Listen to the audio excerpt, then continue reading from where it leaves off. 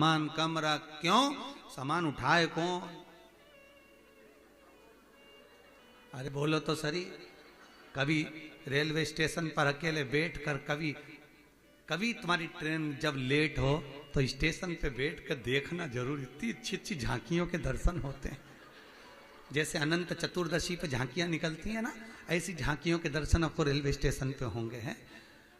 पत्नी आराम से बच्चे का हाथ पकड़ के जा रही और पति पत्नी का बैग भी कंधे पे, एक बैग ट्रॉली खींच रहा, दूसरा टंगा यहाँ हापड़ी भरा रही, खींचता हुआ चले जा रहा। दुनिया में हम आए हैं तो जीना ही पड़ेगा। जीवन है अगर जहर तो जीना ही पड़ेगा। चले ऐसी ऐसी अनंत चतुर्दशी की झांकियों के दर्शन होते हैं।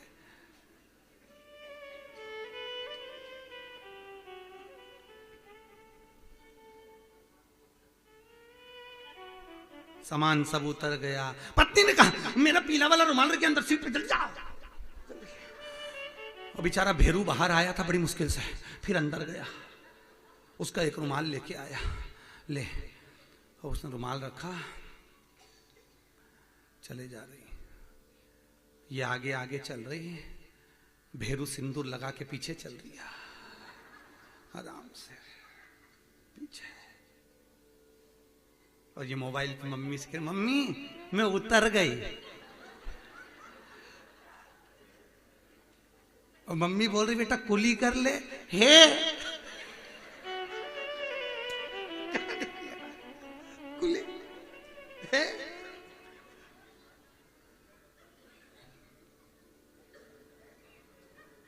हे भगवान। सामान जितना कम होगा यात्रा उतनी आसान होगी। उसी तरह अंतिम समय में भी काम, लोभ, विषय, वासना, शक्ति, तृष्णा जितनी कम होगी, भगवान से मिलन में उतना आनंद की अनुभूति होगी। अंतिम समय का स्मरण।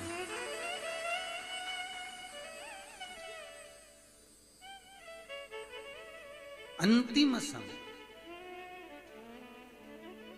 कोई यहाँ तो सामान ढोने वाला भी मिल जाएगा, वहां तो कौन ढोएगा? तुम्हें ही ढोना है। पाप भी तुम्हें ढोना है ना, पुण्य भी तुम्हें ढोना है। सही है कि गलत है? तुम्हारी कमाई का भोग सुन लो अच्छे से, जरा दमदारी से। तुमने जो कमाया है, तुम जो कमा कर लाए हो, तुम्हारी कमाई का भोग पूरा परिवार करेगा, कुटुंब करेगा, कबीला करेगा, बेटा करेगा, बेटी करेगी, दामाद करेगा, भांजा भांजी सब करेंगे। पर याद रखना तुम्हारे कर्म का भोग तुम्हें अकेले ही करना पड़ेगा। कर्म का भोग तुम्हें अकेले करना है। कमा कमा कर तुम जो लाए हो, पत्नी सब कुछ खाएगी, बालू सही गजक सब खाएगी। तुम्हारी कमाई का बेटा खाएगा, बेटी खाएगी, परिवार वाले, कुटुंब वाले, नातेदार, रिश्तेदार तुम्हारे कमाई का भोग तुम्हारे जीते जी भी करेंगे, मरने के बाद भी करेंगे। परिवार वाले सबसे पहले तुम्हारे कमाई का भोग करेंगे। पर याद रखना जो तूने कमाया है, जिस तरह से कमाया, एक का दो कर कर, छल कर कर, बेईमानी कर कर, कपट कर कर, झूठ बोलकर, प्रपंच कर कर, जो तू कमा कर लेकर आया है परिवार को पढ़ने के लिए, उन्नति पाने के लिए, आगे बढ़ने के लिए, उसका भोग न पत्नी भोगेगी, न बेटे भोगेंगे, न परिवार के लोग भोगेंगे। उसका भोग तुम्हें अकेले ही भोगना है, कोई दूसरा नहीं भोगने वाला। नीचे तो बहुत सारे मिल जाएंगे सामान ढोने वाले, ऊपर क्या होगा? कर्म का भोग भोगना पड़ेगा। अपने कर्म का अपन को भोगना है। इसलिए थोड़ा सत्कर्म। इसलिए तुम्हारे पति के नाम के आगे किसी संत ने कभी धर्मपति नहीं बोला। बोला क्या जीजियो? तुम्हारे इतनी कथा होती है आगरा में, कोई महाराज ने आज तक बोला धर्मपति? पर तुम्हारे नाम के आगे कोई भी संत कह देता है धर्म, अरे बोलो जम के, धर्म पत्नी।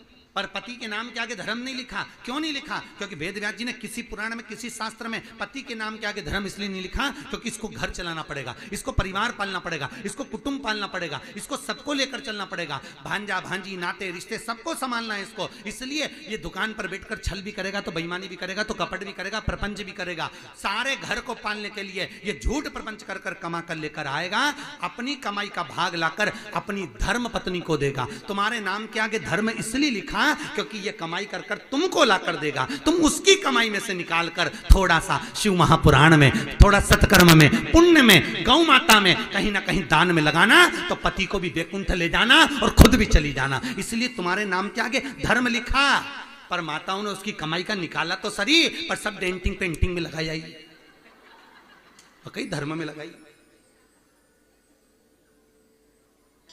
सब डेंटिंग पेंटिंग में। मेरे को तो आज तक समझ में नहीं आया, 3 घंटा ये पार्लर में एक जैसी बैठी रहे, ककड़ी धर के, ना हंसे ना बोले ना मुस्कुराए, कुछ भी नहीं करे, हैंडसेट पे बात भी नहीं करे मोबाइल पे। मच्छर भी काट रही है तो उससे कह रही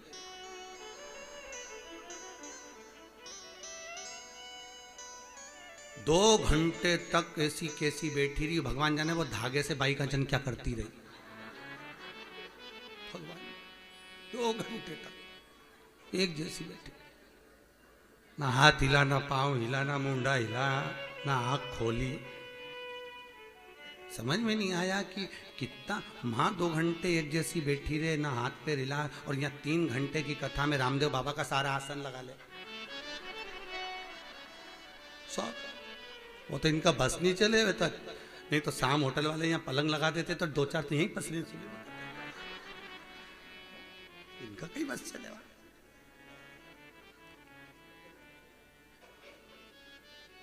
हे भगवान, अरे बाबा पार्लर वो भी है, पार्लर ये भी है, बस अंतर इतना है उसमें बाहर का श्रृंगार होता है जिससे पति रीत जाता है, इस पार्लर में आत्मा का श्रृंगार होता है जिससे महादेव रीत जाता है। पार्लर तो ये भी है, बस आत्म श्रृंगार का है, आत्म शुद्धता का है।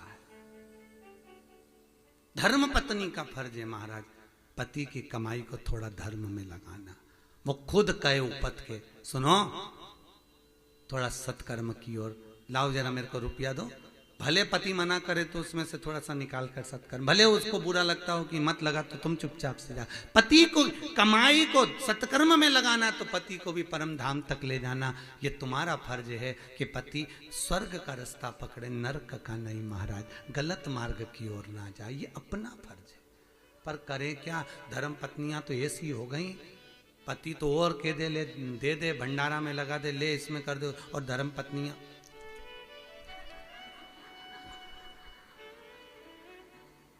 वो कर तो रहा है, वो कर तो रहा है, जब वो कर रहे तुम काय को, जब वो कर अरे थोड़ा सा एक काम करे, कल का प्रसाद अपन बेटा क्या करना, जब वो बंटवारे लगे तो हैं, सब कोई कर तो ना, इतना सारा केला चढ़ तो नहीं,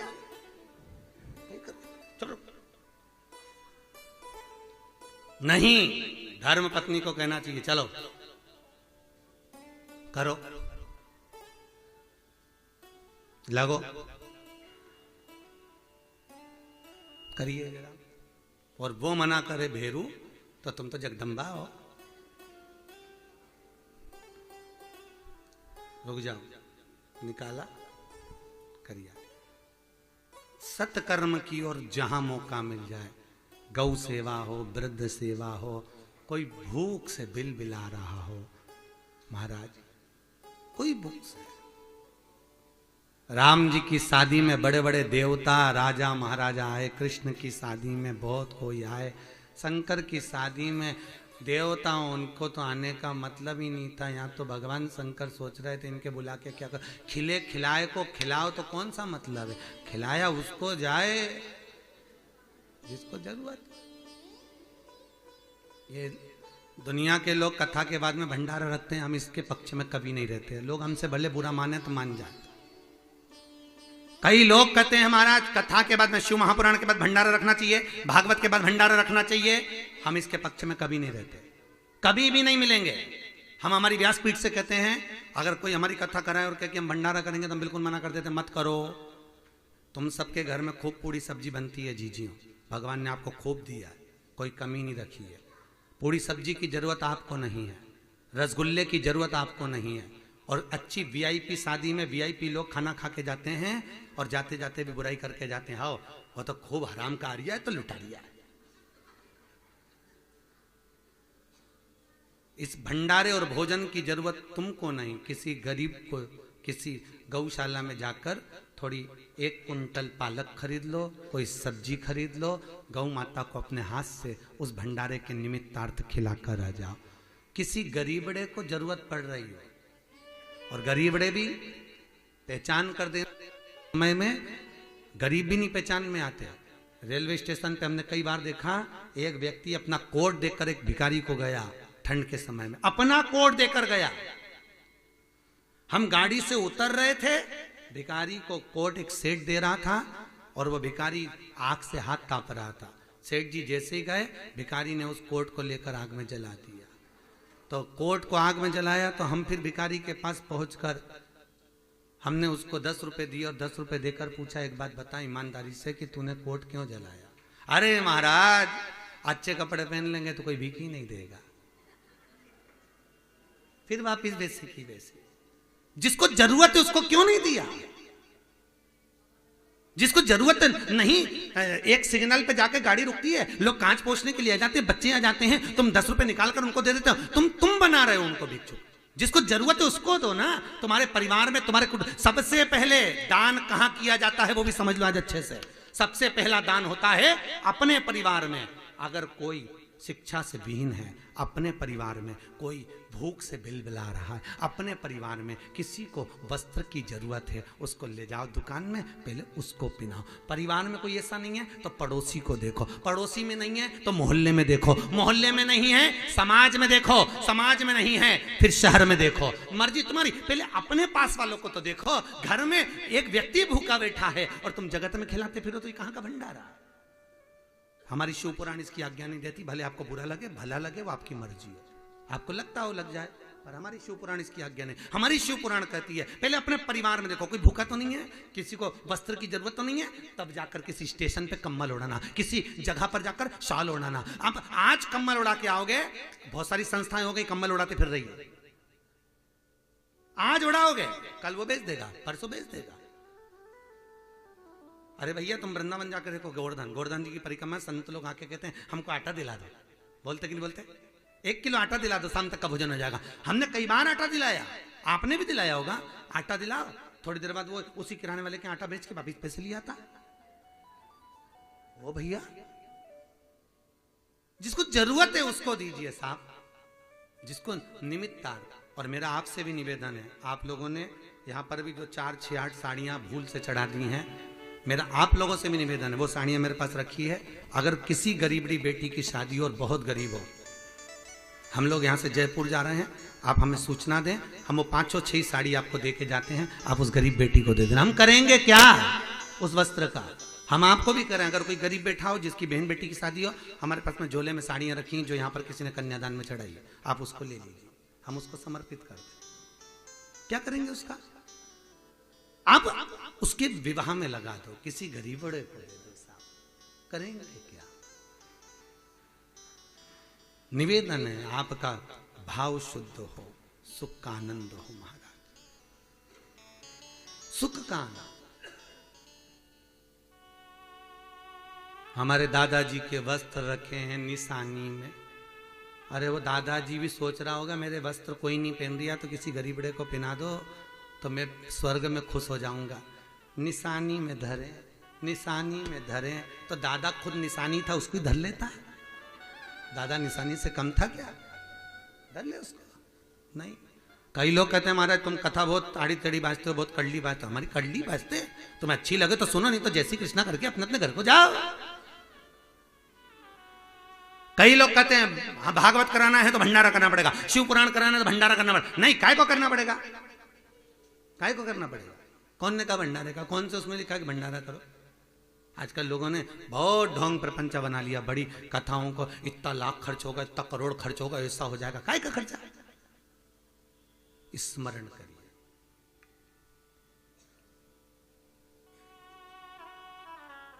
स्मरण करिए।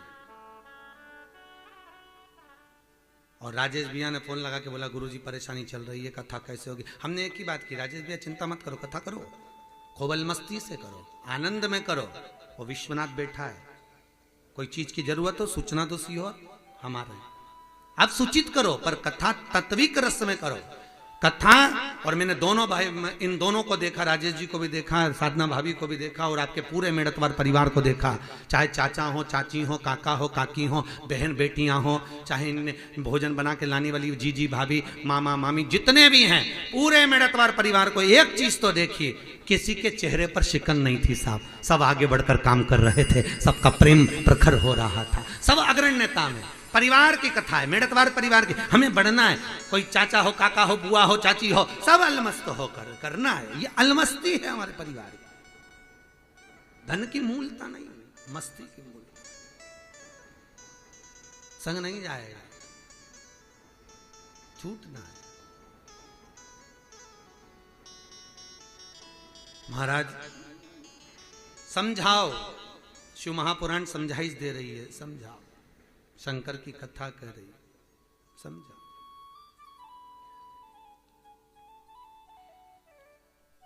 शिव कथा कह रही है, पार्वती जी ने लक्ष्मी और सरस्वती को समझाया, परीक्षा मत लो, कोई गलत मार्ग पर जाए तो उसको राय दीजिए, अच्छा मार्ग पकड़ो, सतमार्ग की ओर चलो। समझाया, नहीं मानी, होता है। पतियों से कह दिया परीक्षा लीजिए, गए, ब्रह्मा विष्णु महेश तीनों गए, भिक्षा मांगी, अनसुईया जी के पुत्र के रूप में प्रकट हो गए। मां कहती है नग्न अवस्था में हम भिक्षा नहीं दे सकते, हम नग्न अवस्था में ही लेंगे, हमें नग्न अवस्था में ही भिक्षा चाहिए। ठीक है, हाथ में जल लिया, अगर मेरा सातित्व पक्का है तो ये तीनों बच्चे हो जाए, जल छोड़ दिया, ये बच्चे हो जाए। तीनों ब्रह्मा विष्णु महेश बालक हो गए। इन तीनों के अंश अवतार से तीन देवता प्रकट हुए, भगवान विष्णु से दत्तात्रेय भगवान, भगवान ब्रह्मा से चंद्रदेव, और भगवान शंकर से दुर्वासा जी प्रकट हुए। तो शिव का